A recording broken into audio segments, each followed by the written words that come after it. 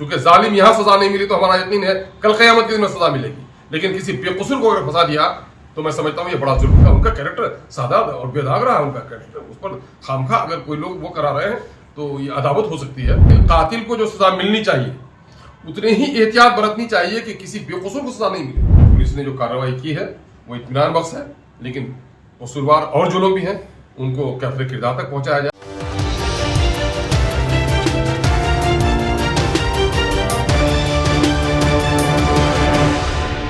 आदाब, नमस्कार। आप देख रहे हैं मंथन टुडे और मैं हूं आपके साथ गुलश्री।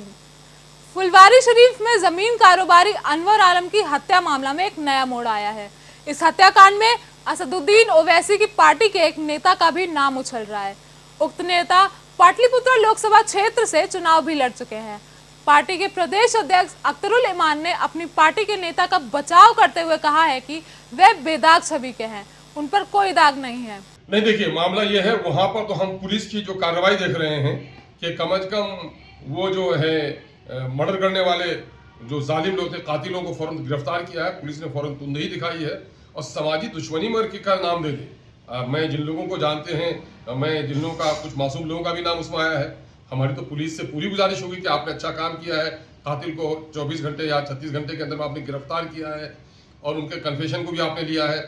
और जाहिर है कि जो लोग जालिम हैं उनको सजा मिलनी चाहिए, लेकिन कातिल को जो सजा मिलनी चाहिए उतनी ही एहतियात बरतनी चाहिए कि किसी बेकसूर को सजा नहीं मिले। तो कुछ लोग बेकसूरों को भी फंसाने की कोशिश कर रहे हैं।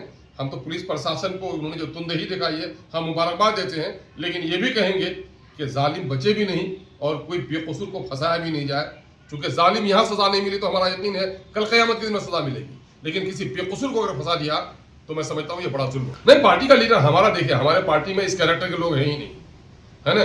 जहां तक हमारे पार्टी से शामिल हमारे लीडर का नाम आ रहा है, उसका कैरेक्टर ऐसा है ही नहीं, कभी नहीं रहा उनका। अरे वहां तो लोग गवाही देंगे, फिर वो उनके तमाम तर जो खबरें मिल पाई हैं वो जाए वकूफ पर नहीं था, उसका कोई मामला नहीं है। तो ऐसी कोई बात नहीं है। उनका कैरेक्टर सादा और बेदाग रहा है, उनका कैरेक्टर, उस पर खामखा अगर कोई लोग वो करा रहे हैं तो ये अदावत हो सकती है। लेकिन जहां तक हम लोग के इल्म में है, पुलिस तहकीक करेगी, पुलिस को तहकीक करना चाहिए।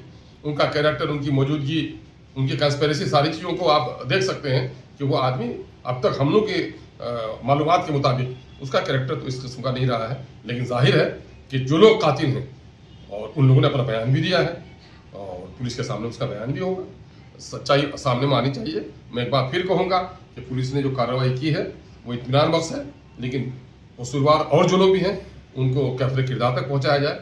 लेकिन जो लोग बेकसूर हैं उनको भी, उनका भी उन पर तवज्जो। तो सुना आपने अख्तरुल इमान ने क्या कुछ कहा है। देश दुनिया की ताजा तरीन खबरों को देखने के लिए देखते रहिए मंथन टुडे। अगर आपने हमारे चैनल को सब्सक्राइब, लाइक नहीं किया है तो कृपया कर लें और मुझे दीजिए इजाजत। शुक्रिया।